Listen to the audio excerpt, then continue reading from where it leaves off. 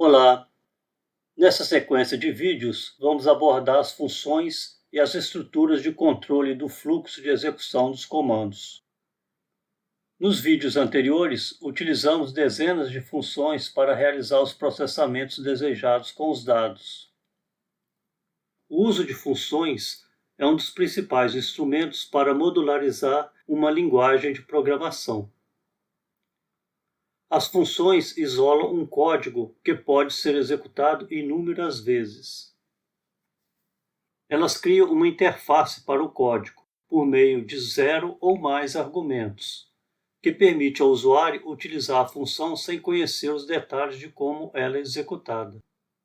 Funções são elas próprias objetos.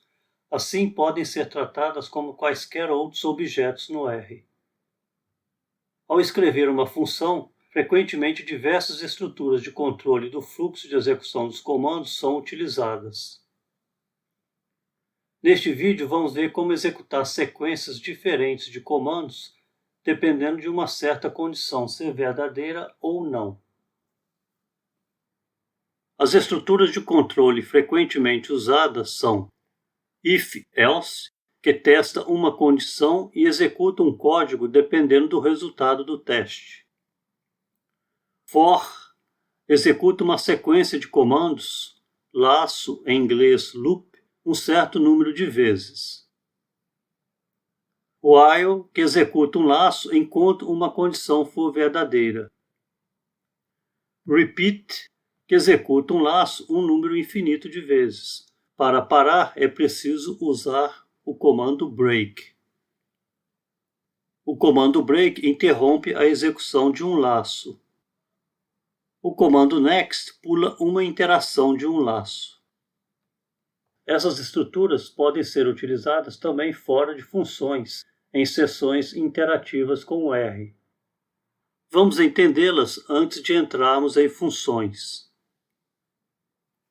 Como os termos indicam, uma estrutura do tipo if-else permite a execução de um ou outro código, dependendo de uma condição ser verdadeira ou falsa. Esta é a sintaxe básica de um comando if-else. Observe o uso de uma expressão lógica entre parênteses e chaves envolvendo os códigos executados de acordo com cada resultado da expressão lógica. Então, se a expressão lógica for verdadeira, então essa sequência de comandos é executada. Caso a expressão lógica seja falsa, então essa sequência de comandos entre chaves após o else será executada, em vez da anterior. É possível não termos essa parte else do comando if. Nesse caso, o código entre chaves é executado somente se a expressão lógica for verdadeira. Se a expressão não for verdadeira, nada será executado e o fluxo de execução passa para o comando seguinte ao if.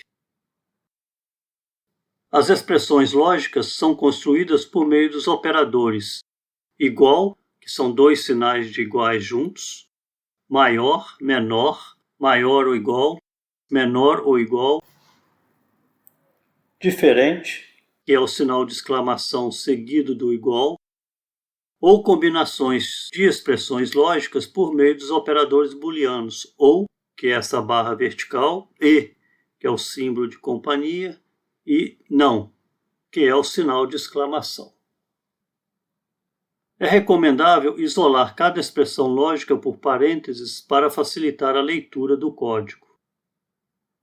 É possível termos ifs aninhados dentro de outros ifs, quantas vezes forem necessárias, como mostrado abaixo. Se essa expressão lógica for verdadeira, essa sequência de comandos é executada e em seguida o fluxo de execução passa para após a última chave desse comando if. Se essa expressão lógica for falsa, então essa segunda expressão lógica é testada. Se ela for verdadeira, esta sequência de comandos é executada e em seguida o fluxo de execução passa para o primeiro comando após a última chave. Caso essa outra expressão lógica seja falsa, então essa sequência de comandos que é executada e em seguida o fluxo de execução passa para este ponto após a última chave. Vamos ver um exemplo no RStudio. Vamos entender este script. O primeiro comando simula o lançamento de um dado, gerando aleatoriamente um número inteiro entre 1 e 6, e armazena o resultado no objeto x. O comando if avalia a expressão lógica entre parênteses. Essa expressão testa se o resto da divisão de x por 2 é igual a 0. O símbolo de porcentagem duplicado realiza a operação para obter o resto da divisão do número à esquerda pelo número à direita. Se o resto da divisão de x por 2 for igual a 0, então essa função vai imprimir na tela que o valor de x é par. Se o resto da divisão por 2 não for igual a 0, então será executado este comando, que imprimirá na tela que o valor de x é ímpar. Vamos selecionar os comandos e clicar no botão Run para executar este código uma vez. Foi obtido o número 3, que a gente sabe que é ímpar. Vamos executá-lo mais uma vez. Dessa vez obtivemos o valor 2, que é par, mais uma vez. Dessa vez foi obtido o valor 4, que também é par. E assim por diante. No próximo vídeo, vamos ver estruturas de controle no R que permitem a execução de uma sequência de comandos um certo número de vezes. Até lá!